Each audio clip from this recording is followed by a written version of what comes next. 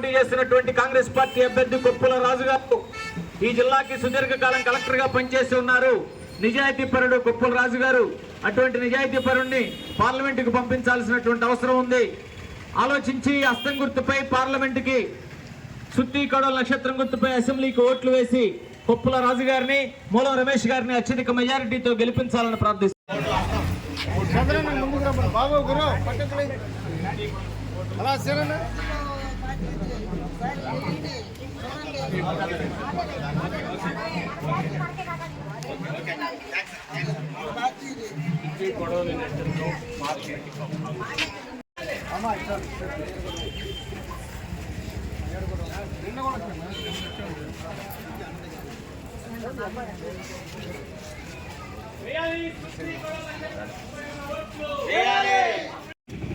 నలభై 49వ డివిజన్లో B Ed college ప్రాంతాన ఇంటింటి ప్రచారం జరుగుతుంది.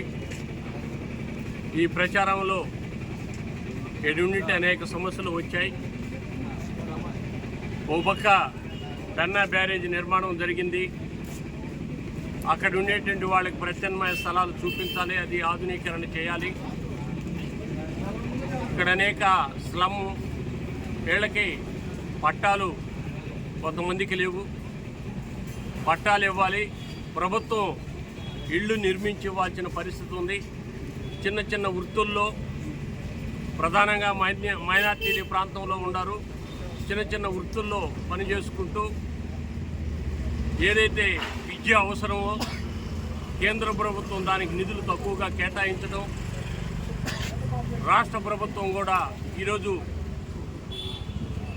బీజేపీ ప్రభుత్వం అధికారంలోకి వచ్చినాక 2 కోట్ల ఉద్యోగాలు సంవత్సరానికి ఇస్తానన్నది. ఈరోజుకి 20 కోట్ల ఉద్యోగాలు ఇవ్వాల్సిన పరిస్థితి 10 సంవత్సరాల కాలంలో.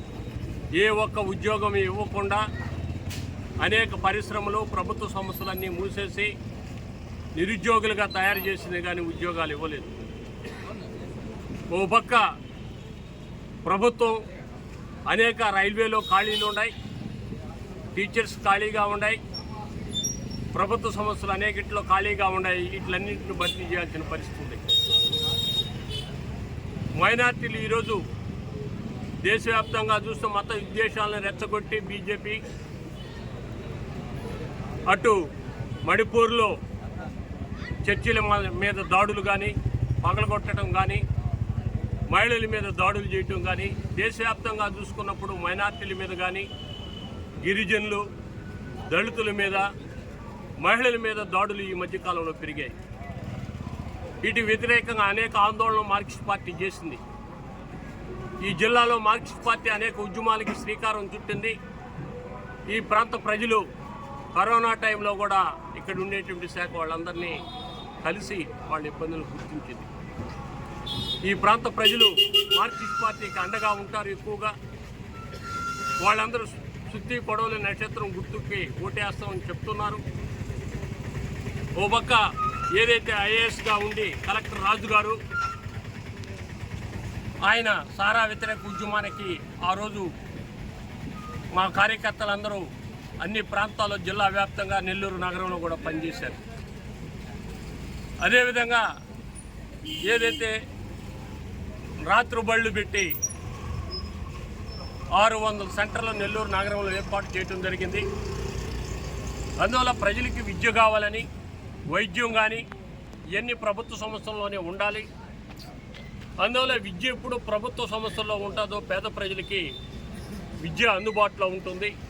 అందువల్ల ఇవన్నీ రావాలంటే కేంద్రంలో కాంగ్రెస్ ప్రభుత్వాన్ని, ఇక్కడ నగరంలో సుత్తి కొడవలి నక్షత్రం సిపిఎం పార్టీకి ఓటు వేసి గెలిపించాల్సిందిగా ప్రజల్ని విజ్ఞప్తి చేస్తాం.